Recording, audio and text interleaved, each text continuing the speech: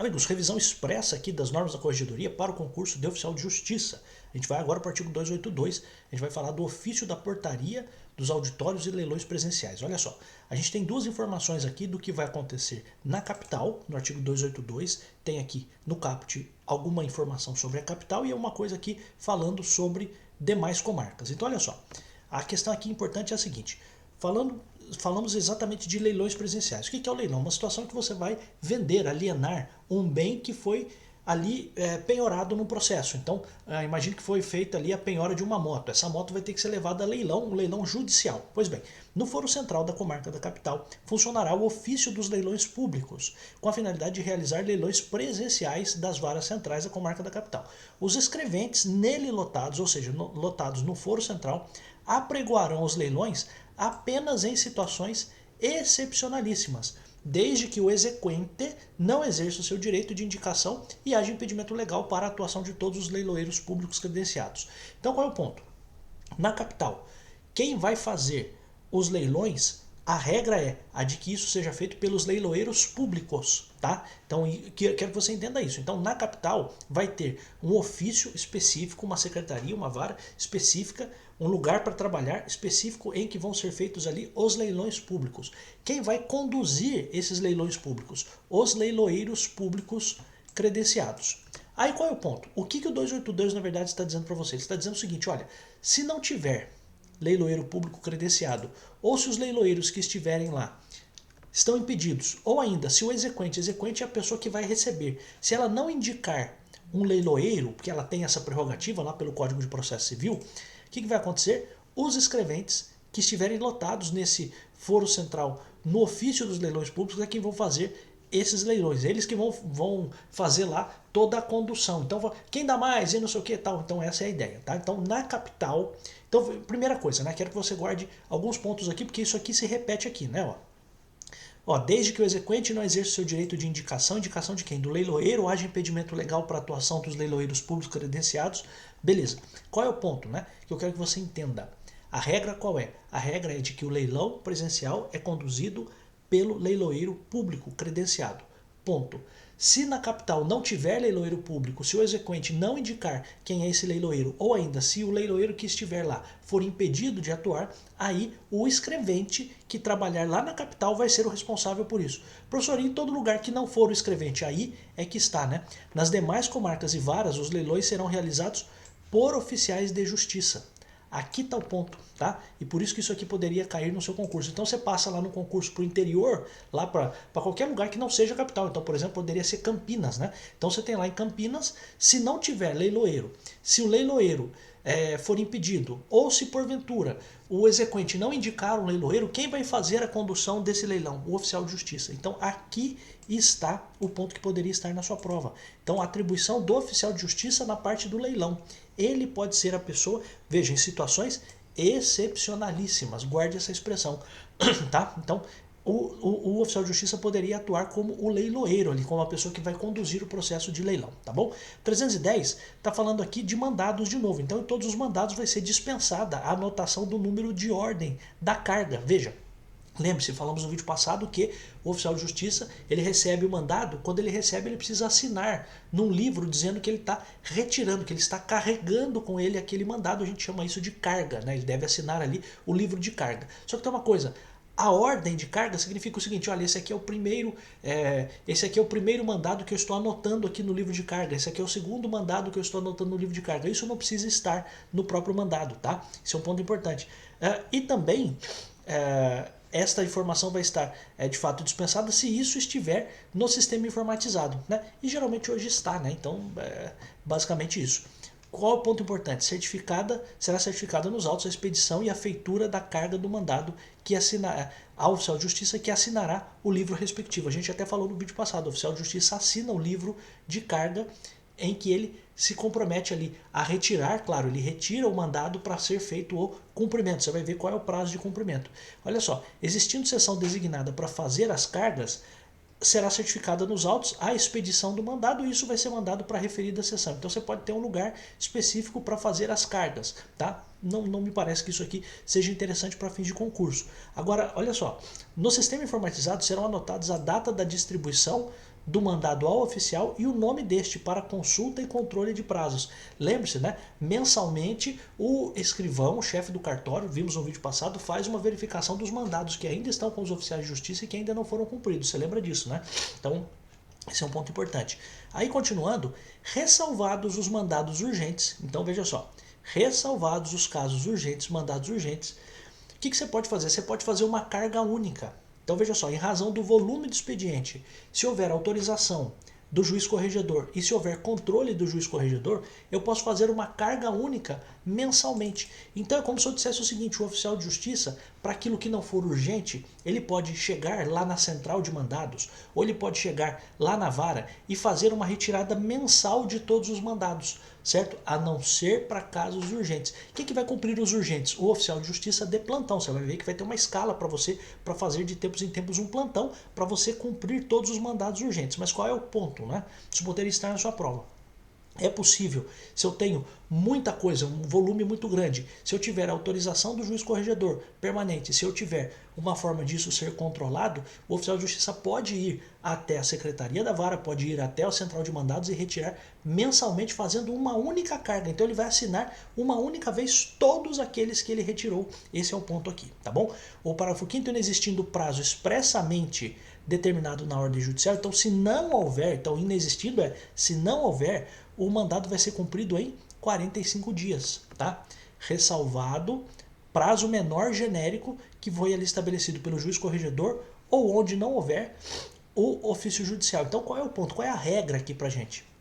Se não houver um prazo claro no mandado, porque às vezes vai sair um mandado assim, deverá o oficial de justiça cumprir o presente mandado em 5 dias. Opa, aí ele tem que cumprir nesses 5 dias. Agora, se não estiver escrito nada lá, qual é o prazo? 45 dias para o oficial de justiça cumprir esse mandado. Aí, olha só, imagina que vai passar o prazo, está próximo de cumprir o prazo, o que o oficial de justiça tem que fazer? Ó, nas 24 horas que antecedem o vencimento do prazo para cumprimento do mandado, desde que não seja possível a ultimação, a conclusão, ultimação aqui é conclusão, tá?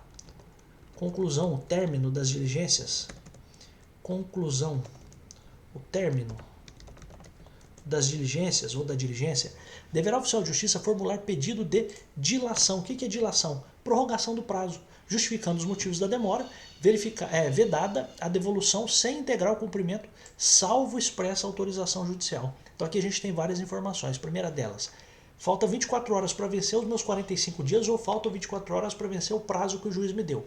Não consegui terminar ainda a diligência, porque às vezes a diligência o que é? Você vai ter que ir, vai ter que fazer uma avaliação, vai ter que buscar outras informações, etc. Tá? Você vai justificar, dizendo, juiz, não consigo cumprir isso aqui. Amanhã vai vencer, eu não consigo. O senhor me dá um prazo a mais para fazer isso? Então qual é o ponto? Ó, deverá o oficial de justiça formular pedido de dilação, ampliação do prazo, prorrogação do prazo. Tá? Justificando os motivos da demora, né? Claro, não é porque ele estava assistindo o jogo, né? Porque ele tinha um motivo relevante para fazer isso, por isso que ele não conseguiu cumprir no momento certo. E além disso, ele não pode devolver este mandado sem que ele esteja cumprido, né? A não ser que o juiz autorize. Tá? Então, várias informações importantes aqui. O que me parece importante aqui, mais para fim de concurso, esse prazo e o que o oficial de justiça vai fazer. Ele vai pedir uma prorrogação do prazo e ele não pode devolver esse mandado sem que ele esteja cumprido, né? Ordem dada é ordem cumprida, né? A não ser que o juiz autorize. O juiz fala assim, quer saber? Devolve aqui essa merda e acabou, né? Mas em geral o juiz não fala isso, tá? Mas só para que você entenda, o oficial de justiça em 24 horas pede prorrogação do prazo e ele não devolve esse mandado sem estar cumprido, tá? A não ser que o juiz autorize. Depois, quando os mandados forem devolvidos, então o oficial de justiça foi lá na primeira vara civil de Santos, retirou o mandado para ser cumprido. Ele vai devolver o mandado dizendo o seguinte, ó, sabe aquele mandado lá, tá aqui, ó, tá cumprido. Devolvidos os mandados cumpridos, a baixa será imediatamente lançada onde? No sistema informatizado, na presença do oficial de justiça. Então, para o oficial de justiça saber que o cartório deu baixa, emitindo-se prontamente o relatório para conferência e assinatura do meirinho. Meirinho é oficial de justiça, tá? É um outro nome, tá? Do oficial de justiça. Às vezes você vai encontrar no processo assim, requeiro ao senhor Meirinho, né? Meirinho é oficial de justiça. Então, o oficial de justiça foi lá, entregou o mandado cumprido, vai ser feita a baixa no sistema, o oficial de justiça já assina aquilo e você não precisa fazer mais nada no livro manual, né? No livro, uma baixa manual no livro de carga, né? Então aquela coisa no papel, não, faz tudo no sistema, lança tudo no sistema e acabou, tá bom? Então, devolveu o mandado? Lança no sistema, não precisa fazer mais nada de modo manual, tá bom? Então essa é a ideia, tá? 315, as certidões das diligências cumpridas pelos oficiais e os autos por eles lavrados devem ser apresentados com cópia. Então o oficial de justiça foi lá e cumpriu a diligência. Ele fez lá um auto de avaliação. Ele vai fazer tudo aquilo, vai escrever tudo aquilo e depois ele vai juntar isso no cartório, vai apresentar no cartório, na vara, com cópia. Tão simples quanto isso, tá? As cópias, então devolvido o mandado, as cópias que o acompanham vão ser anexadas à contracapa dos autos para aproveitamento em outros mandados, ok? O desentranhamento e editamento de mandado poderá ser dispensado a critério do juiz, expedindo-se novo mandado, fornecendo à parte as peças necessárias, ok, também, sem muitos problemas aqui. Então, qual é o ponto, né? Desentranhamento e aditamento do mandado, aquela situação que o mandado está errado, né? Então, desentranhar, tirar de dentro dos autos, ou aditar, modificar, corrigir alguma coisa. Sabe o que eu faço? Faço um novo mandado e acabou, tá? Tão simples quanto isso, a gente já até falou isso no vídeo passado. Aí, os alvarás de soltura serão enviados à autoridade responsável pela custódia, obrigatoriamente por correio eletrônico institucional, e-mail do ofício de justiça. Então tem lá uma pessoa que foi contemplada com alvará de soltura, estava presa e vai ser beneficiada com alvará de soltura. O que vai ser feito? Vai ser mandado pelo e-mail do próprio ofício de justiça, então o e-mail da primeira vara civil de Santos, ou primeiro vara criminal de Santos, seja lá o que for, vai mandar o alvará de soltura para a autoridade responsável pela custódia, ou seja, para, por exemplo, o diretor do estabelecimento prisional, tá? O ofício de justiça, ou seja, os servidores ali, os escreventes, vão confirmar por telefone se esse alvará foi recebido ou não. Qual é o ponto? Caso não obtida a confirmação, e aqui poderia estar a pergunta da sua prova. Então, saiu um alvará de soltura, o cartório manda por e-mail, liga para lá, dizendo o seguinte: escuta aqui, você recebeu? Ah, recebi, ok. Não recebi, ou não teve essa confirmação, ninguém atendeu. O que vai ser feito? Ó, aqui está uma possível pergunta do seu concurso. Caso não obtida a confirmação, a circunstância será certificada nos autos com a juntada de cópia da mensagem eletrônica enviada para a autoridade responsável pela custódia, para o diretor do presídio, e encaminhado ao alvará de soltura para cumprimento por oficial de justiça em regime de plantão. Então veja só, uma situação, uma pergunta que poderia estar na sua prova. Foi expedido o alvará de soltura em favor de alguém, a serventia, o ofício de justiça, os escreventes mandaram lá um e-mail e ninguém confirmou. O que vai ser feito? O oficial de justiça vai ter que cumprir aquilo. Então o oficial de justiça que estiver de plantão vai ter que sair de onde ele estiver para entregar lá este alvará de soltura, tá? A remessa do alvará de soltura será feita sob a responsabilidade do escrivão, claro. A remessa por e-mail, responsabilidade é do escrivão. Mas depois, é claro, quem vai cumprir isso, quem vai cumprir esse alvará de soltura vai ser o oficial de justiça, caso não tenha havido a confirmação do recebimento. Então, primeiro, vamos facilitar o negócio. Mandei por e-mail, liga lá para saber se chegou. Se ligou e ninguém confirmou, ninguém falou nada, o oficial de justiça de plantão vai entregar esse mandado lá com o alvará de soltura, tá? Se o preso estiver recolhido em estabelecimento de outra cidade, aí o alvará vai ser mandado pelo quê? Por carta precatória, por correio eletrônico institucional, por e-mail, né? Ou por aparelho de fax, facsímile, tá? Então, também vamos facilitar o negócio, porque se o cara está preso e tem que sair, acabou, né? Então esse é o ponto. Tratando-se de réu ou condenado em prisão preventiva, regime fechado ou semiaberto em cumprimento na modalidade domiciliar, o ofício de justiça vai expedir um mandado de intimação com a finalidade de entrega do alvará de soltura ao réu ou condenado para cumprimento por oficial de justiça, em regime de urgência, mediante certidão e colheita de assinatura do intimado, que terá efeito de cumprimento do referido alvará. Então qual é o ponto aqui, né? Qual é a questão importante aqui para a gente? Então, se eu estiver falando de uma pessoa, de um réu ou condenado em prisão preventiva, regime fechado ou semiaberto em cumprimento de prisão domiciliar, o ofício de justiça vai expedir um mandado de intimação com a finalidade de entregar esse alvará de soltura ao réu ou condenado. E isso vai ser cumprido pelo oficial de justiça. Então veja só, uma coisa aqui que a gente está falando, né, são coisas diferentes. Uma coisa é, alvará de soltura serão enviados à autoridade responsável pela custódia obrigatoriamente por e-mail. Ok, perfeito. Agora, se a gente estiver falando de uma pessoa que está condenada ou ainda está em prisão preventiva, está no regime fechado ou regime semiaberto, ele vai receber uma intimação também, para que ele seja informado, né, de que foi expedido ali em favor dele o alvará de soltura. E quem vai cumprir isso é o oficial de justiça. Então, tanto o responsável pela prisão é comunicado, quanto no parágrafo 4º existe a menção de que é possível e é necessário, segundo o parágrafo 4º, que seja cumprido aqui, seja entregue o alvará de soltura ao réu ou condenado. E quem vai cumprir isso também é um oficial de justiça em regime de urgência. Tá? Nos casos do parágrafo 4º, salvo determinação judicial em outro sentido, no mandado de intimação deve constar o que? Exclusivamente o endereço onde o réu ou condenado estiver recolhido, dispensando o oficial de justiça de outras diligências para a efetivação do ato. Então veja só, pensa o seguinte, o oficial de justiça saiu de casa para fazer a entrega de um alvará de soltura em favor de um preso. No mandado, ali no alvará de soltura, vai constar apenas o endereço.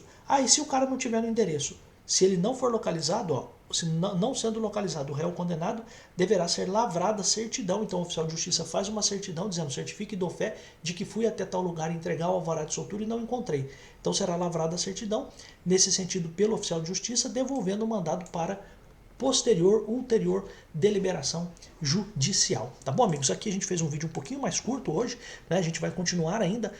De novo, quero falar para você o seguinte: até o dia da sua prova, hoje é dia 6 de outubro de 2023, até o dia da prova, durante a semana, claro, né? Desde segunda-feira a gente está fazendo vídeos. É claro que durante a semana os vídeos são um pouco menores. No sábado, no domingo, vão ser vídeos maiores, também de assuntos aqui, sábado agora, sábado amanhã, dia 7 e domingo, dia 8. Vou fazer vídeos maiores para o seu concurso de oficial de justiça também, tá? E além disso, durante a outra semana também, até a véspera da sua prova, nós vamos ter vídeos aqui todos os dias no canal para o seu concurso de oficial de justiça. Sabe por quê?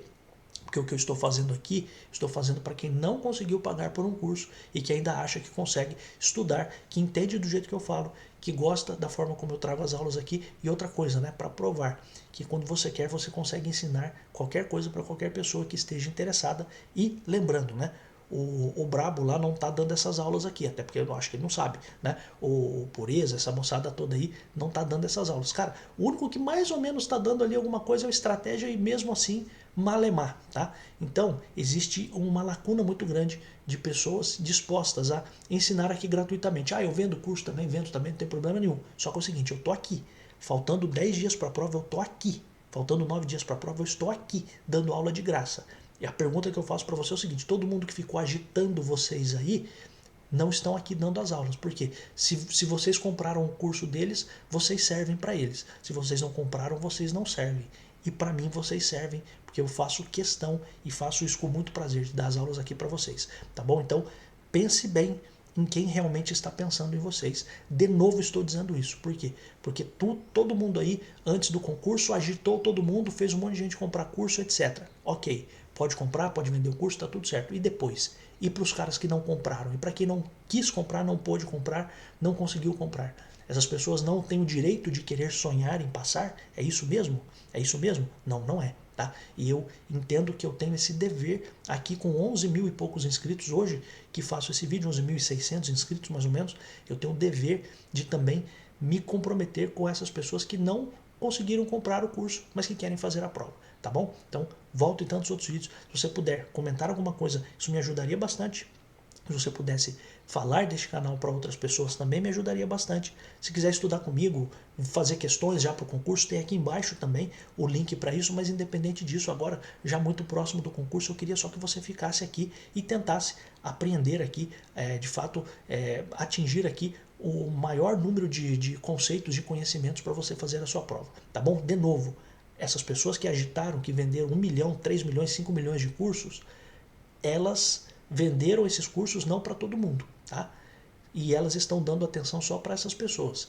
E os outros que não podem comprar, que se fodam, né? Desculpa falar, né? Então, mas de novo, para mim você é importante, tá bom? Então fico aqui agradecido, eu volto ainda em tantos outros vídeos, sim, porque eu adoro estar aqui.